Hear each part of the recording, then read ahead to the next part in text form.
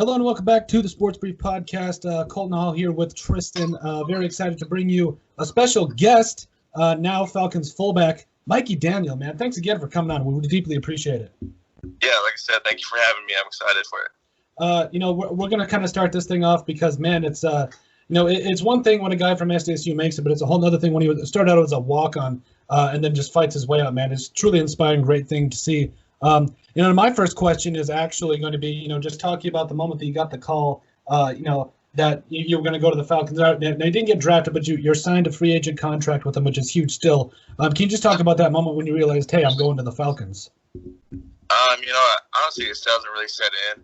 It's been so surreal, and, obviously this was a dream, and I knew that when I had walked on to South Dakota State that it was going to be an uphill battle, kind of like I'm facing now, kind of like every rookie's facing, The NFL's a cutthroat league, and, I'm just excited that I'm one of few that has the opportunity to just continue to trace the dream, and like I said, it's so surreal, and I'm so grateful for it. Absolutely. My turn here? Yes, sir. Go ahead, Tristan. All right. All right, cool. So, yeah. One of the things that I think is pretty cool about being an undrafted free agent is that you kind of get to pick and choose which team you sign with, in the case that you have multiple teams that want to sign you. Did you have any other options other than the Falcons? And if you did, what kind of made you choose Atlanta and made you want to go there? Yeah, I had a few other options, and I won't go into the names of them, but I had that the week before the draft, the running backs coach had called me. We had a great conversation. The week of the draft on Monday, the head coach gives me a call and just let me know, how excited they were about me and the things that I can bring to their table. Being a hybrid type of guy, they don't consider me, a fullback. They don't consider me a running back. They just consider me a football player. So we saw eye to eye on that, and just having him call on the Monday of a draft week just meant a lot to me. And so the next day, the running backs coach called me again and was just saying how impressed they were with me and how I was communicating with them, how much I connected with them. And like I said, we saw eye to eye in the fact that they didn't see me as a fullback. They see me as a guy that's going to play all over the field, including, being a guy for them on special teams. I had told them, expressed to them that my goal is to come in and be special teams captain. And,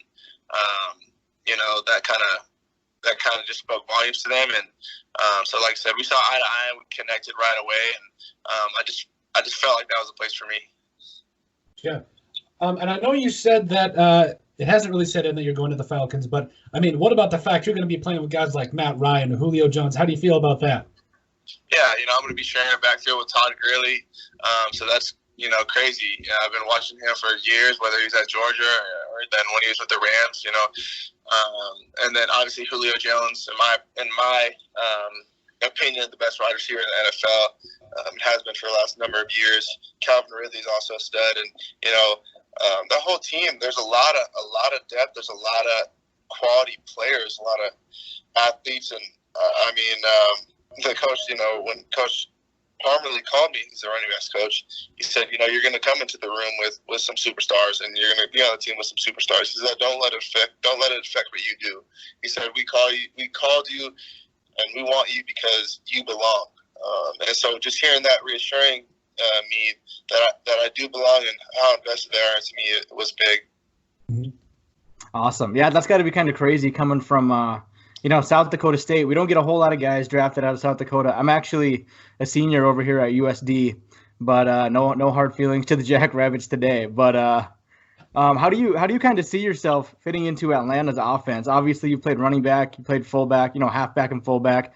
Do you kind of view yourself as like a bruising up the middle type of fullback, somebody who can play both halfback and fullback, somebody who's going to get used in the pass game, kind of like the 49ers use their fullback Kyle Juszczyk?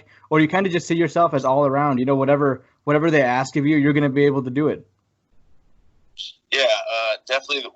The biggest thing in the relationship and the connection that we built was just them expressing that I have a lot of player flexibility, is what it's called, or position flexibility, meaning they told me they're already beginning to work on a development plan to keep me in the offense. They have another fullback right now And this is another reason I wanted to go there, is they expressed to me they don't see this as a competition, whether it's you or him, whether we keep you both or keep one or the other. He said, we want to keep you both because of your player, position flexibility and ability to play all over the field.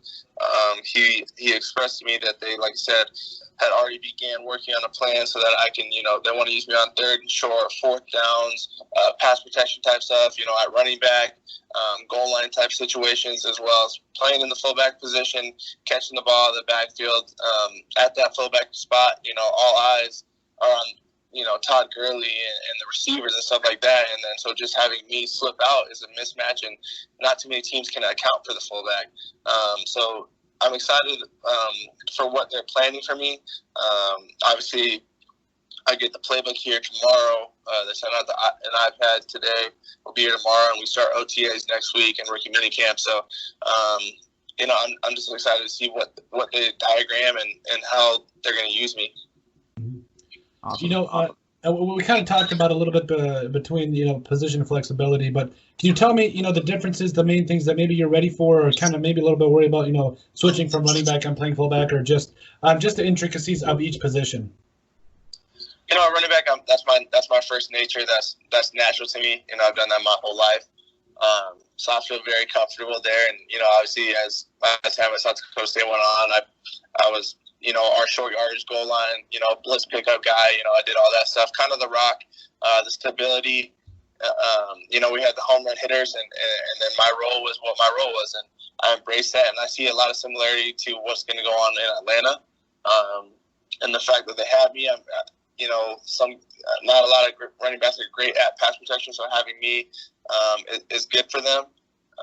And then at fullback, it's a little different for me, only because coming out of a three-point stance in the I formation, it's going to be a little different. When the running backs coach called me yesterday, we had a FaceTime meeting, and he let me know. He said, "You don't have to come out of a three-point stance if you don't want to. You can be out of a two-point if that helps you feel more comfortable." He just said, clearing the quarterback on outside zones and stuff like that is going to be crucial for me. So just having the initial explosion and burst to get out of the stance when the ball is snapped to clear the way. Mm-hmm. Awesome. So yeah, I think as an undrafted free agent, I feel like undrafted free agents, they probably have a lot, maybe less pressure on them than draftees, because I think I kind of want to say your expectations are almost a little lower. So that's kind of be a little bit of pressure off of undrafted guys. But is this kind of something that you and other guys will use as a chip on your shoulder or going forward? Or is this just business as usual, whether you're drafted or not? Yeah, that's just business. We're on the same playing field right now. Whether you're drafted in the first round or undrafted, you can get cut at any time. You know what I mean? So it's a cutthroat business. And the fact that I have that player flexibility and position flexibility is what is so intriguing to them about me, and they said that's what will keep me around. That's what will make me stick. So I don't feel nervous in any way right now. As I get down there, obviously that'll change gears, but I feel very comfortable in my abilities to perform whatever task they ask me to do. So I've been preparing for months, my whole life really, but just really focusing on the fullback part of it now. I feel really confident when I do get to go down there. That'll make good things happen. Mm-hmm. And Tristan kind of mentioned it, about you being a bang up the middle guy, but we also, again, talked about position flexibility. Really my question is, you actually got, I watched some highlights, I've been watching some highlights, and the thing is, man, you just got some hops. Dude, I think it's another thing when you can truck somebody, but it's a whole other thing where you can go over the top. Is that something in your game you take kind of pride in, or is that just something that just comes when it comes? Yeah, I don't really plan it. I just feel it, and when I do it, I do shock myself sometimes. First time it happened when I was a senior in high school. We were playing up at Brookings, actually at SCSU, because that's where Brookings plays their home games. Mm-hmm. And we were playing here on the first game of my senior year. I hurled a kid, and I'm getting a flag for it. You can't do that in South Dakota high school football. It was like an unsportsmanlike conduct penalty. So that was the first one I ever did. And in college, I just kind of was comfortable in it. I've always had, a good foundation for jumping. So I don't know. It's kind of fun to me. Mm-hmm. What about some guys that you really model your game after? Somebody maybe you've looked up to, or guys like, I know you've mentioned guys like CJ Ham, but really people like him. What tape do you watch, and who do you watch? I take a lot of film of his, and I watch that. And then Kyle Juszczyk, obviously of the 49ers, just because he does a lot of the receiving out of the backfield and just kind of the sneakier stuff. And so I model myself after those two. And then I really do love Le'Veon Bell. That's actually where I got the hurling from, and that's where I got number 26 from. So, I kind of that's the combination that I really try to model myself after is the three of them. Mm-hmm.